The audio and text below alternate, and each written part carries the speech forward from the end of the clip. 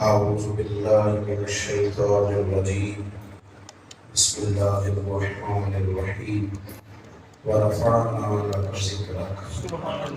صدق الله العظيم وصدق رسوله النبي الكريم الأمين. ونحن على ذلك لمن الشاهدين والشاكرين والحمد لله رب العالمين. إن الله وملائكته يصلون على النبي يا أيها الذين آمنوا صلوا عليه وسلموا تسليما. الصلاة والسلام عليك يا سيدي يا رسول الله. الصلاة والسلام عليك يا سيدي يا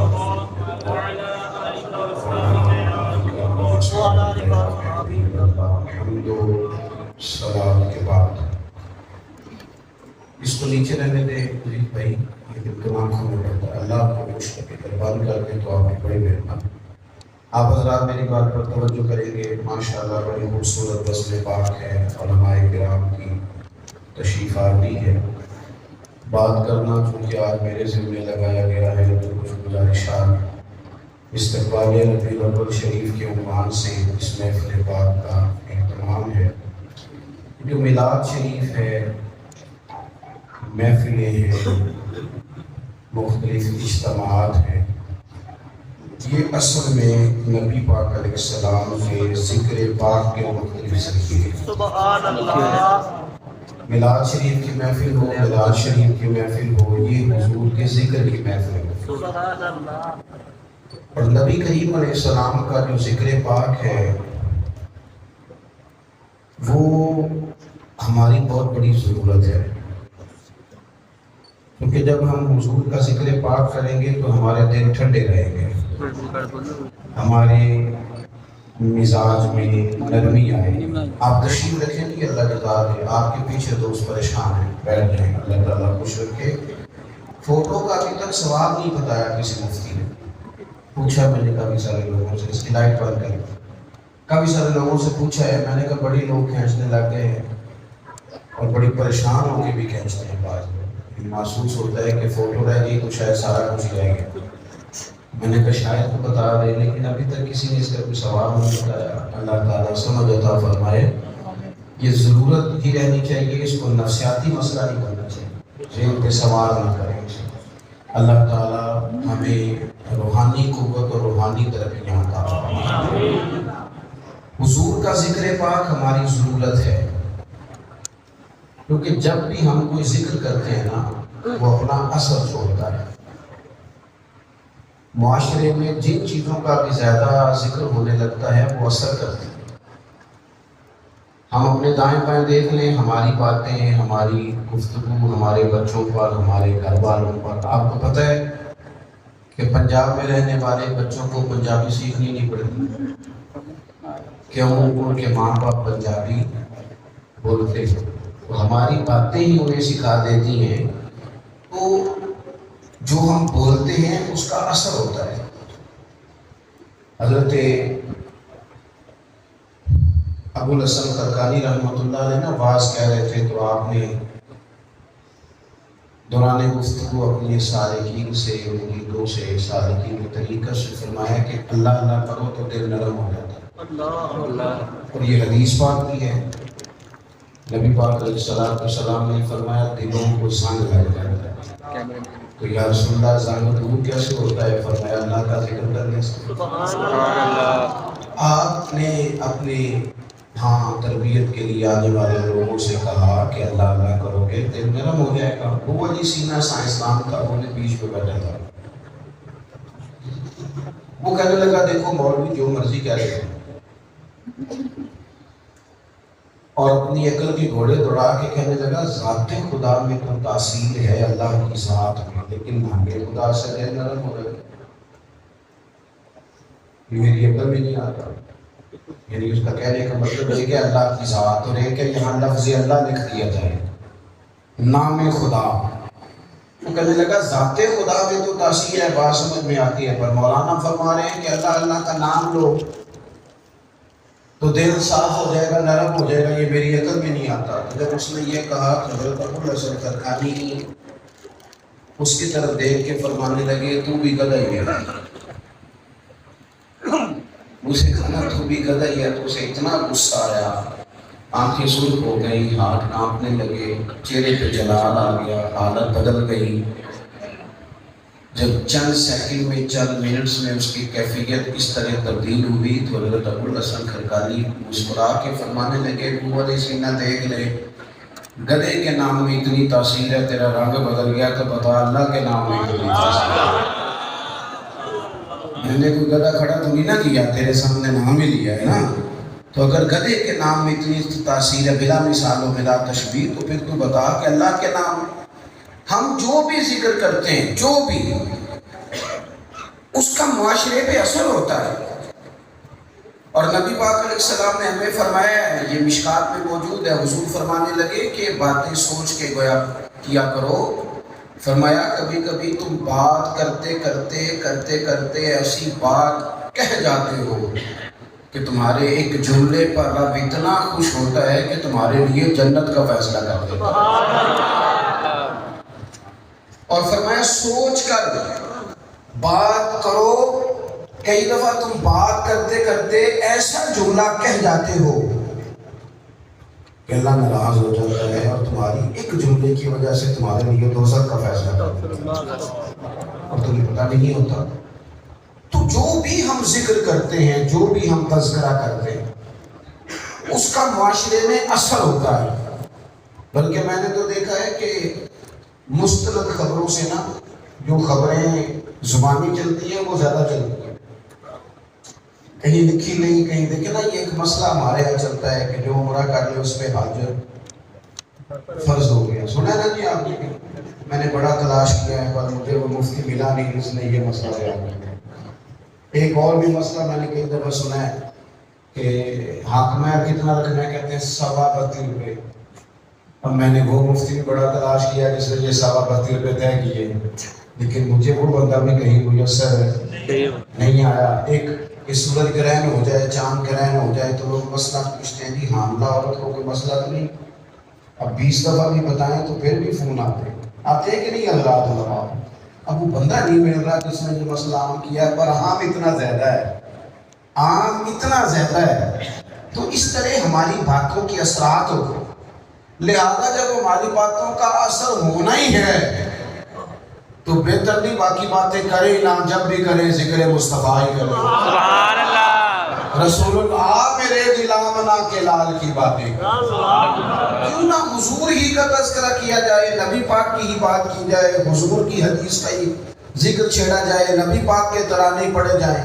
اور یہ ہمارا محتاج نہیں ذکر حضور کا. اللہ فرماتا ہے وَرَفَعْنَا لَكَ ذِكْرَكَ، اے محبوب ہم نے آپ کے لیے آپ کے ذکر کو بلند کر دیا. نبی پاک علیہ السلام نے خود ہمیں اس آیت کی تفسیر سمجھائی. محبوب فرمانے لگے میں نے پوچھا ہے حضرت جبریل امین سے کہ اللہ تعالیٰ نے میرا ذکر کس طرح بلند کیا ہے. یہ بات آپ نے اگر پہلے 20ویں دفعہ بھی سنی ہے تو آج دوبارہ سوچنا میں کیا کہنے لگا. حضور فرمانے لگے میں نے حضرت جبریل امین سے پوچھا کہ جبریل رب فرماتا ہے کہ وَرَفَعْنَا لَكَ ذِكْرَكَ، اے محبوب ہم نے آپ کے لیے آپ کے ذکر کو بلند کر دیا ہے. تو یہ کیسے بلند کیا اللہ نے؟ حضرت جبریل عرض کرنے لگے یا رسول اللہ رب فرماتا ہے جہاں میرا ذکر ہوگا وہاں میرے محبوب کا بھی ذکر ہوگا. اللہ کا ذکر کہاں کہاں ہے؟ یسبح للہ ما فی السماوات و ما فی الارض، زمین آسمان میں جو بھی ہے سب رب کا ذکر کرتا ہے، اللہ کی تسبیح کرتا ہے. میرے عزیزوں حضور کا ذکر پاک دلوں کو نہ. پھر ایک اور بات بھی عرض کروں آپ سے، جس طرح ہمارا تذکرہ کرنا دوسروں پہ اثر کرتا ہے، دوسروں پہ اثر کرتا ہے. مجھے ایک ساتھ کہنے لگے اتنی دیر ہو گئی ہے مولویوں کو میلاد بیان کرتے ہیں کہ قوم پہ کیا اثر ہوا ہے. میں نے کہا چل چھوڑ ساری باتیں، تھوڑی سی مل کے ناچنا پڑے.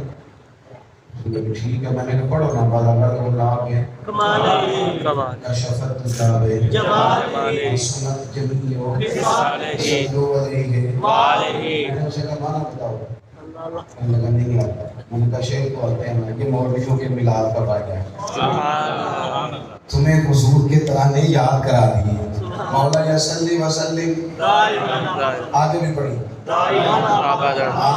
حبیبی کا وہ سبحان اللہ سبحان اللہ ڈھیر سارے لوگوں کو مانا نہ آتا ہو پر علماء نے محنت کی ہے تو نہ دے تو یاد کرائیں گے کہ نہیں تمہاری زبانوں پہ تو تم کہتے ہو فائدہ نہیں ہوا دیکھو تو صحیح کتنا فائدہ ہوا سب سے اولا ہوالا سب سے بالا ہوالا کتنی فائدہ ہوا مصطفیٰ جان رحمت پہ شب بس میں ہدایت پہ واقعی نہیں فائدہ ہوا تو بھئی ہر سال یہ اگر میلاد ہو نا تو حضور کے تذکرے زبانوں پہ چڑھ جاتے ہیں یہ چڑھ جاتے ہیں جو محفلوں میں آنے والے ہیں زیادہ بیٹھنے والے ہیں ان کی زبانوں پہ چڑھ گئے حضور کے ذکر پاک کے جو فوائد ہیں پھر ایک اور بات بھی عرض کروں جس طرح ہماری بات کا دوسروں پر اثر ہوتا ہے نا یہ نوجوان اللہ کرے میری طرف دیکھیں آپ آمین تو کہہ دیں آمین اللہ کرے میری بات سنیں غور سے جس طرح یہ دوستو اس پر غور کرنا کیا کہنے لگا جس طرح ہماری باتوں کا دوسروں پر اثر ہوتا ہے نا اس طرح ہماری باتوں کا ہمارے اپنے اوپر بھی اثر ہوتا ہے بے شک کوئی نہیں سمجھ آئی آپ کو آپ کا جو معافی ضمیر ہوتا ہے وہی تو آپ کے جملے بن جاتے ہیں آپ جو کہہ رہے ہوتے ہیں نا دراصل وہ سوچ رہے ہوتے ہیں ہماری اپنی باتیں ہمارے اوپر بھی اثر کرتی ہیں چلیں آپ کو مثال دیتا ہوں جلدی سمجھ جائیں گے آپ اگر کبھی کوئی ہنسنے والی بات بندہ سنانے لگے نا کبھی بات سنائی نہیں ہوتی خود ہنس ہنس کے لوٹ پوٹ ہو جاتا ہے ہوتا ہے کہ نہیں کوئی رونے والی بات اگر کبھی کسی کے دنیا آ جائے تو بندہ بات کرنے سے پہلے رو پڑتا ہے کہ نہیں اس کا مطلب ہے ہماری باتیں میری دوسروں پہ اثر نہیں کرتی ہماری باتیں ہمارے اپنے اوپر بھی اثر کرتی ہیں ہمیں یہ کہا گیا ہمیں یہ سمجھایا گیا کہ تم دم دم ہر وقت مدینے والے محبوب کا ذکر کرو حضور کی رحمت کا ذکر کرو گے تو دلوں میں رحم پیدا ہوگا نبی پاک کی محبت کا تذکرہ کرو گے تو دلوں میں محبت کے جذبات اٹھیں گے حضور سید عالم نے جو غریب پروری کی بات کی اس کا ذکر کرو گے تمہارا دل کرے گا غریب پروری کرنے کو تم اگر بار بار ذکر مصطفیٰ کے مختلف پہلوؤں کو چھیڑو گے تمہاری اپنی تربیت ہوگی تمہارا اپنا ذوق وجدان مضبوط ہوگا صحابہ کرام جب تک تھے نا مکے میں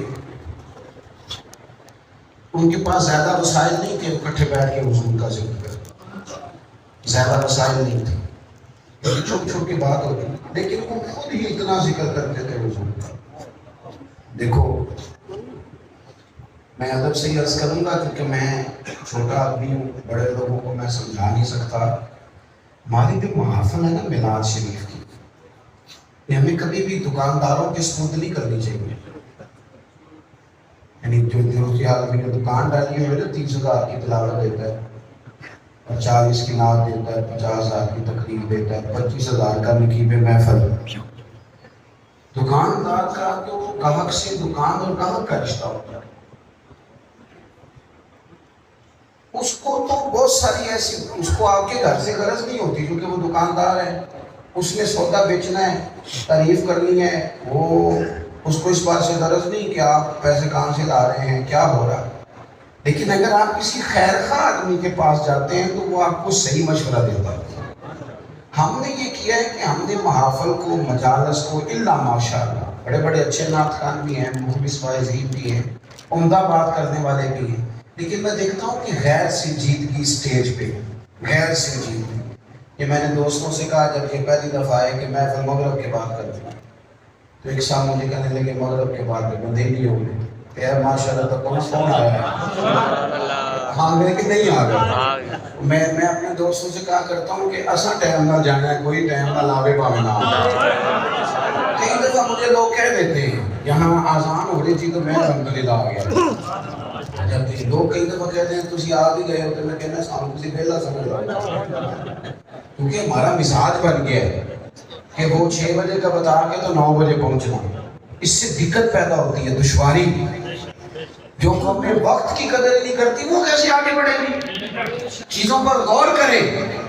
ہم یہ اسٹیج جب سنجیدہ لوگوں کے سپرد کریں گے، سنجیدہ، یعنی آپ کے مسجد میں ہر جمعے والے دن بھی ایک محفل ہو، آپ کے خطیب صاحب ایک آیت کا ترجمہ تو کرتے ہی ہوں گے نا۔ اگر وقت پہ جایا جائے، سیکھا جائے اور شعوری بلندی کے ساتھ، وہ ضروری نہیں کہ رٹی رٹائی باتیں، ایک یہ بھی مسئلہ ہے کہ ہم نے جو بھی بات کرنی ہے وہ رٹی رٹائی کرنی ہے۔ نہیں، آپ 1 بجے بھی رات کو آپ کو مائک مل گیا تو پھر بھی نقیب کہہ رہے ہیں میں بلا تاخیر لے رہا ہوں۔ وہ خدا کے بندے، اب تو نے پتہ نہیں بلا تاخیر کس مصیبت کا نام رکھا ہے۔ اب تو حد ہو گئی، 1 بج گیا ابھی بھی بلا تاخیر ہے، کیونکہ رٹے رٹائے جو رہے ہیں۔ اور بعض اوقات ان بیچاروں کو اس طرح کا بنا دیا گیا ہے، وہ میں تو ڈر جاتا ہوں، ماڑا بندہ ہوں تو ڈر جاتا ہوں جب نقیب بھاگ کے ادھر چلا جاتا ہے مائک لے کے، پھر ادھر آ جاتا ہے، پھر ادھر آ جاتا ہے، اس سے پوچھو کیا ہونے لگا ہے، کہتا ہے میں جملہ دینے لگا۔ کوئی دفعہ دل کرتا ہے کہ یار تو جملہ دینے لگا کہ کام چلانے لگا۔ اللہ معاف فرمائے، تو کہہ تو نے جو کہنا ہے اور سادگی سے کہہ، اور جس بات پہ تو نے اتنا زور لگایا وہ بڑے آرام سے بھی ہو سکتی تھی۔ یہ اسٹیج پہ ایسا ہے کہ جس کا دل کرے چڑھ جائے۔ یہ علامہ احمد سعید کاظمی کا اسٹیج ہے، یہ محدث اعظم پاکستان کا اسٹیج ہے، یہ حضرت حافظ محمد عالم صاحب محدث سیال کوٹھی کا اسٹیج ہے، یہ اکابرین امت حضور کا میلاد پڑھنے والے، یہ ایسے جس کے مرضی ہم حوالے کر دیں گے۔ یہاں بہت زیادہ سنجیدگی، اصولوں کی پابندی، کسی خاص عنوان پر حضور کی سیرت کا باب، اس کے پورے تذکرے ہمیں ضرورت ہے، ہماری نسلوں کو ضرورت ہے۔ تو میرے عزیزو، حضور کا ذکر پاک بڑے ذوق سے، بڑے درد سے، بڑے پیار سے۔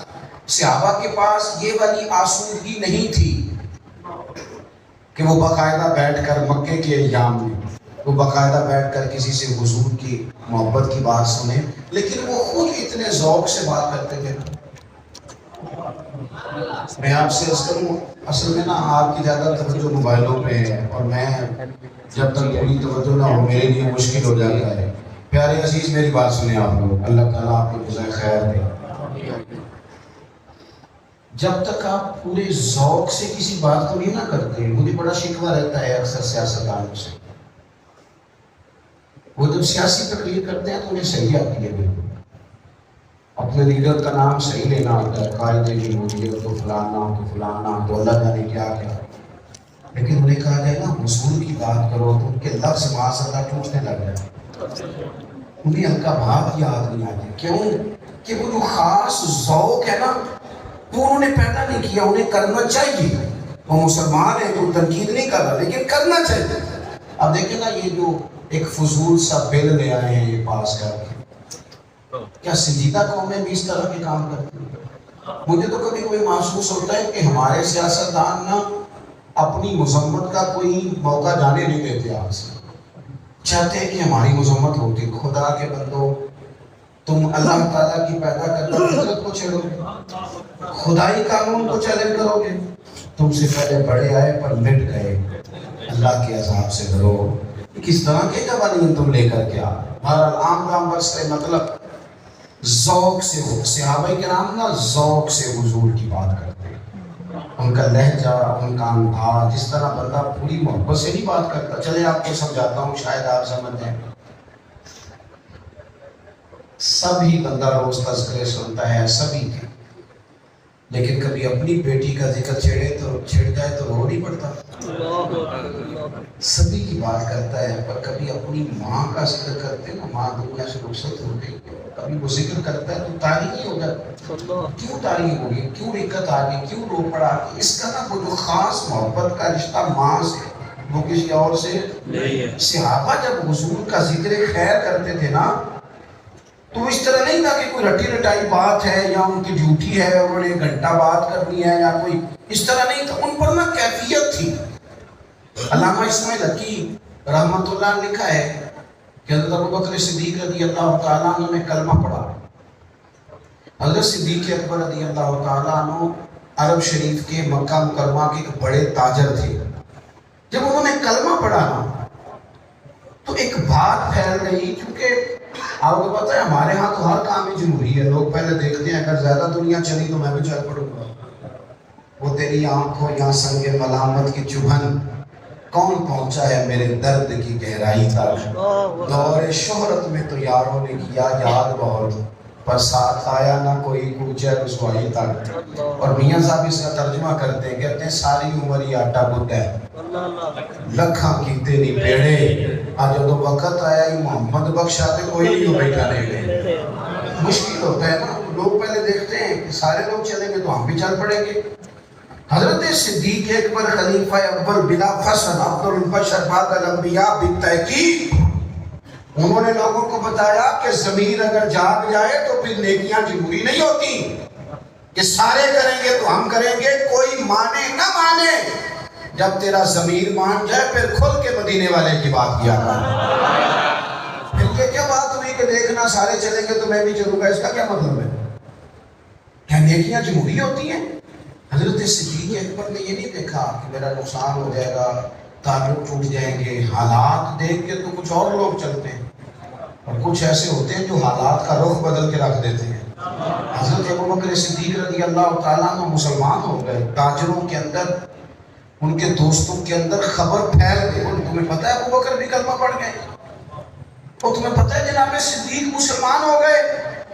اب جب یہ خبر پوری طرح پھیل گئی تو ان کے تاجر دوست، مالدار لوگ، وزادار، سیانے لوگ، کاروباری، کون کون بلا؟ حضرت عثمان غنی، حضرت طلحہ بن عبید اللہ، حضرت زبیر بن عوام، حضرت سعید بن زید علیہم رضوان، اور یہ سارے بعد میں عشرہ مبشرہ سے آباد ہوئے. یہ سارے نا اللہ کرے آپ کی زیادہ توجہ ہو، یہ سارے اکٹھے ہو کے صرف خبر کی تصدیق کرنے گئے. ابوبکر واقعی کلمہ پڑھ گئے صرف خبر کی تصدیق کے لیے. یہ جو لوگ بات بتا رہے ہیں، خبر پھیلی ہے، اس خبر کی صداقت کے بارے میں سوال کرنے گئے. کہتے ہیں جا کے ہم نے پوچھا جناب ابوبکر سے کہ ابوبکر سنا ہے آپ مسلمان ہو گئے؟ تو کہتے ہیں حضرت صدیق اکبر نے کہا بیٹھ جائے. کہتے ہیں ہم بیٹھ گئے. ابوبکر صدیق نے ذکر مصطفیٰ شروع کیا. انہوں نے نا وہ جو کسی کا عاشق ہو گئے وہ گھر میں اسے دینا، لیکن اس ذوق سے بات کی، اس درد سے بات کی. کبھی حضور کا اخلاق، کبھی کردار، کبھی حضور کا نظریہ، کبھی معبود کا عقیدہ توحید. کہتے ہیں ابوبکر سے ہم تو گئے تھے تصدیق کرنے خبر کی، لیکن انہوں نے اس ذوق سے مدینے والے کی بات کی کہ وہ جتنے تصدیق کرنے گئے تھے نا وہ سارے کہنے لگے ابوبکر ہمیں بھی لے چل، ہم بھی حضور کا کلمہ پڑھا. یعنی آپ جب ذکر محبوب کریں تو پھر وہ یہ رسمی بات تو نہیں ہے نا کہ رسم تھی تو آپ کیا گزرے. پھر وہ پوری طرح، میرے حضرت صاحب فرمایا کرتے تھے کہ کسی بات پر جب تک اپنا دل گواہی نہ دے وہ قوم کے سامنے بیان نہ کرے. فرمایا کرتے تھے اگر تمہاری بات تم پر اثر نہیں کر رہی تو کسی پر کیا کرے، اور جس علم نے خود تمہیں نفع نہیں دیا وہ کسی کو کیا دے گا. پورے کیف سے، پورے سرور سے، پوری محبت سے. پھر آپ کو بتاؤں حضرت مصعب بن عمیر رضی اللہ تعالیٰ عنہ بڑے مالدار گھرانے سے تعلق رکھتے تھے. کلمہ پڑھنے آئے تو حضور نے فرمایا گزارا کر لو گے؟ مکے کا دور تو غربتوں کا دور ہے نا، اسلام پر غربتیں. میں کہا حضور کر لوں گا. کلمہ پڑھ لیا، مسلمان ہو. جو روز نئے نویلے کپڑے پہننے والا جوان تھا نا اس نے پھر ٹوٹے جوتے پہن کے گزارا. اجرت طلب نہ تھا ورنہ ہم تیرے در پہ نوکری کرتے. ٹوٹے جوتے پہن کے، پھٹے پرانے کپڑے پہن کے اپنا وقت گزارا. یہ وہ جوان ہے مالدار ماں کا بیٹا ہے، لیکن حضور نے انہیں اپنے سے پہلے مدینہ شریف بھیجا. فرمایا جا کے نا وہاں ماحول بناؤ.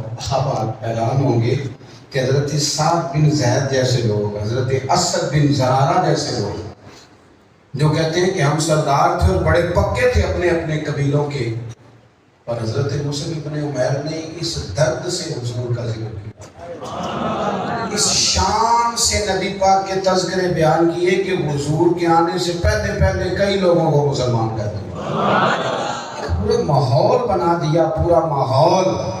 دوستو ہمیں نا حضور کا ذکر کرنا، اور مہربانی کریں وہ لوگ جو مطلب ہمارا ایک مزاج بن گیا نا کہ کچھ چیزیں صرف ہم نے اس طرح بنا لی ہیں کہ جیسے یہ ایک رسمی بات ہے تو کرنی ہی کرنی ہے، ہر صورت کرنی اس سے تھوڑا سا باہر آئیں، یعنی کچھ چیزیں ایسی ہوں جو صرف زبان سے نہ ہوں، وہ دل بھی ان کی گواہی دیتا ہو۔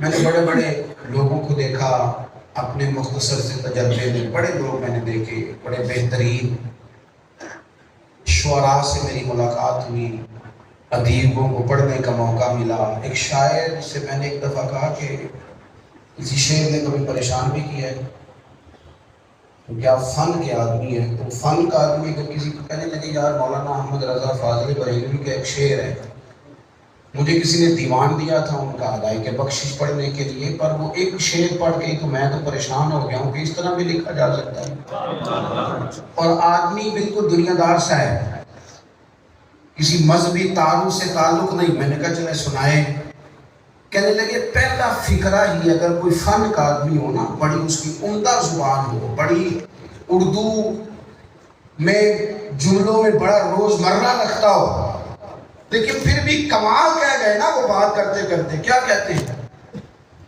کہنے لگا کہ بشیر دیکھو جس کی دو بوند ہیں کوثر و سلسبیل۔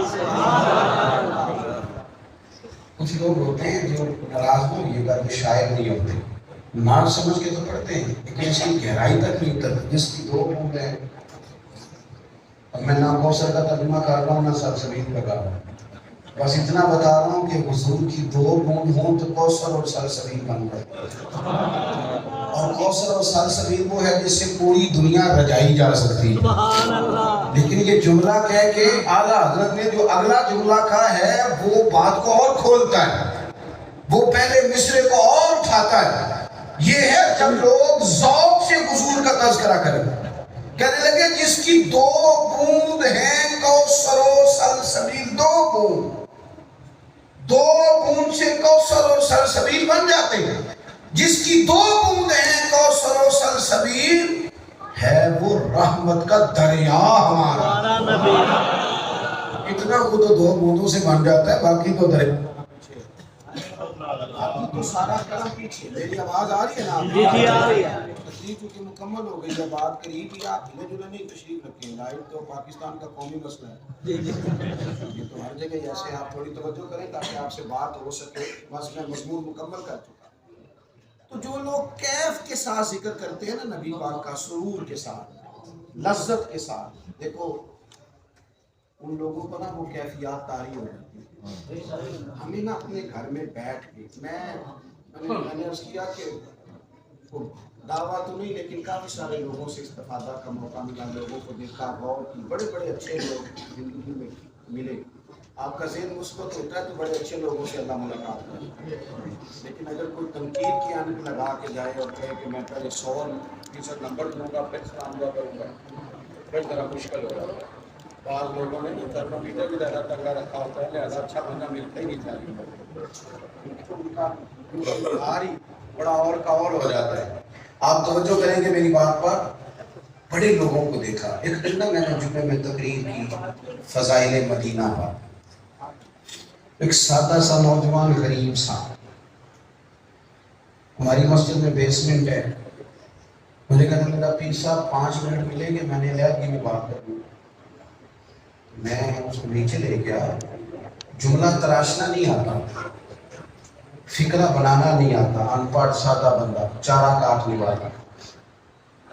پہلے تو بات کرنے سے پہلے کھول کے وہی پڑھا، اور میں نے اسے کہا تو بات کر، کیا بات ہے؟ تو بڑے درد سے میرے گلے لا کے کہنے لگا پیر صاحب قرضہ چوک کے عمرہ کرنا جائز ہے؟ قرضہ چوک کے عمرہ کرنا جائز ہے؟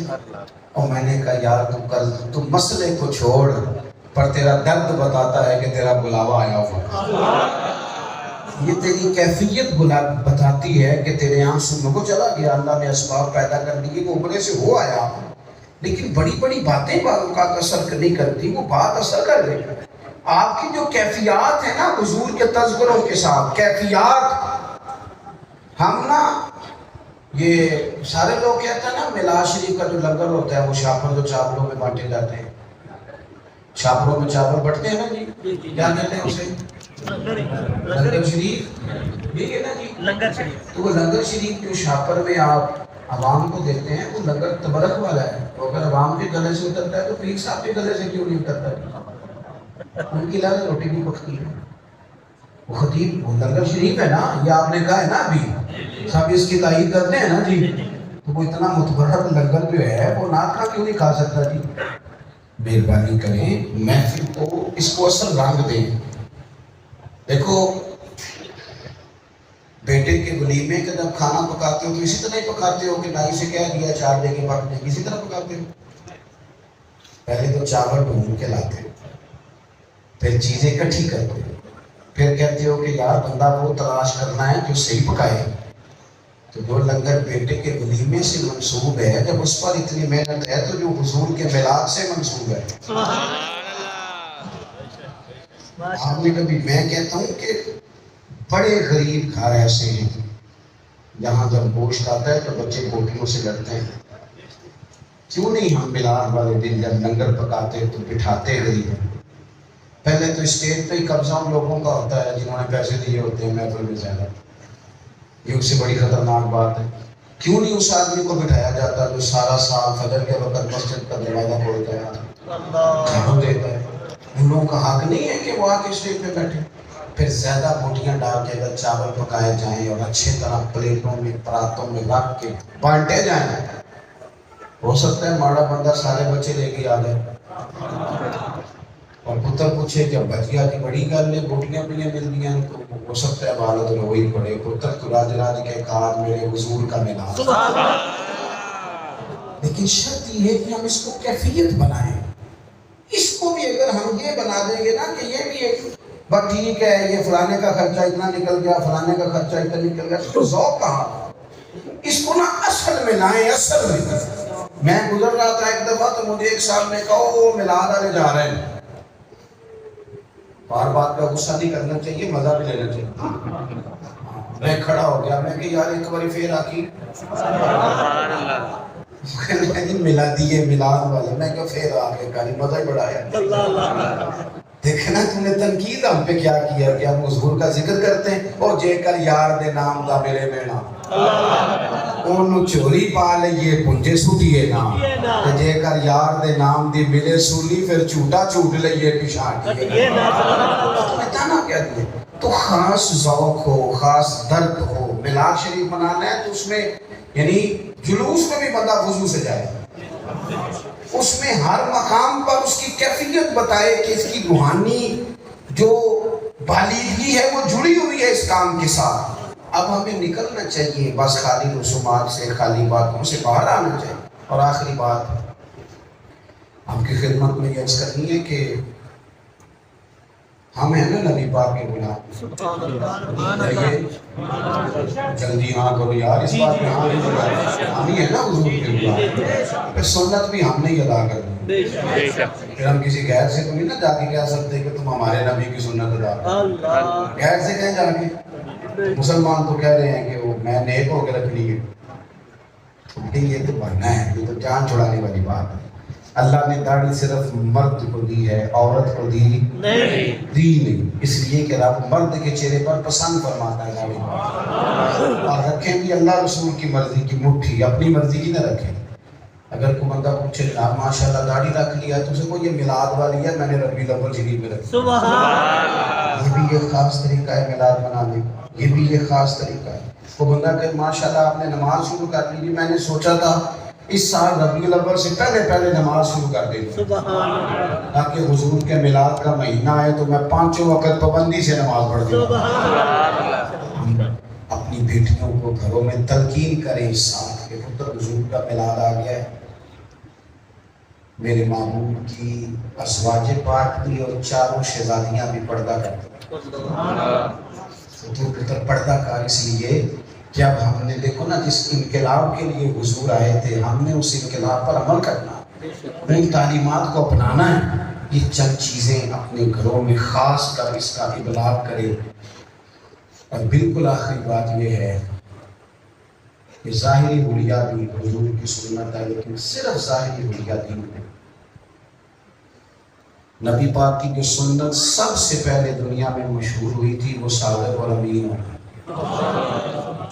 بس اس ربی الاول سے طے کریں کہ بددیانتی نہیں کرنی اور جھوٹ نہیں کرنی.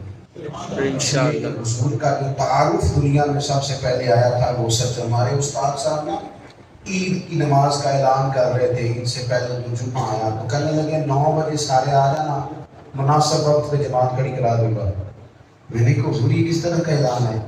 فرمانے لگے یار اگر کہا نا 9 بجے کھڑی ہوگی تو 9:01 بھی تو ہو سکتا ہے. تو میں کوئی ایسا کام نہیں کرنا چاہتا کہ جس میں شائبہ بھی ہو جھوٹ کا. میں چاہتا ہوں کہ ہم کمٹمنٹ کی وہ کریں کہ پوری کی جا سکے. کبھی جھوٹ نہ بولو، کبھی کچھ بھی ہو جائے ہم سچے رسول کے ماننے والے. کبھی بھی میرے ملک کا سب سے بڑا مسئلہ خیانت ہے. اور خیانت صرف ایوان صدر میں نہیں ہوتی، صرف پارلیمنٹ میں نہیں ہوتی، صرف وہ بڑے بڑے دفاتر میں نہیں ہوتی. ریڑھی والے سے کام شروع، وہ بھی دکھانے کے پھل اور رکھتا ہے، اور جب دینے کی باری آتی ہے تو کہتا ہے میں نے پیچھے رکھے وہ ملا کے دینے. کبھی بددیانتی نہ کریں، اپنی زندگی صاف ستھری بنائیں. اگر زبان اور رزق دو چیزیں پاک ہو جائیں گی تو روحانی طور پر مضبوط ہو جائیں گی. اللہ تعالیٰ مجھے اور آپ کو عمل کی توفیق عطا فرمائے. آخر دعوانا الحمدللہ.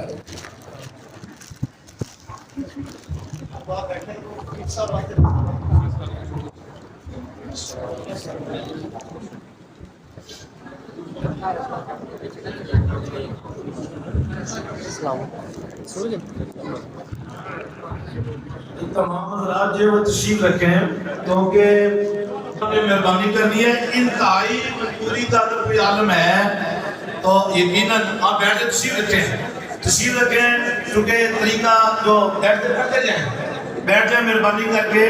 اتنا خوبصورت اجتماع، اتنا بڑا اجتماع، اور بیٹھتے جائیں گے. کسی کی انتہائی مجبوری ہے تو اس پر ہم پابندی نہیں لگا سکتے، لیکن انہوں نے میرے سنیت میں ہے کہ بٹھا کر کھانا کھلانے کا جو ہے وہ اہتمام کیا ہوا ہے. شاید جس جگہ بھی نماز کے فوراً بعد ہوگا تو جو ہی اذان کا وقت ہوتا ہے جو ابھی کھانا چاہتے ہیں ابھی جو بھی کھانا چاہتے ہیں جو ابھی کھانا چاہے ابھی کھا لیں. اذان کا ٹائم ہو گیا سر، رکھ لیا ہے، تیار ہے. چلے اگر آپ کا جو سسٹم ہے سر ٹائم ہو گیا نا،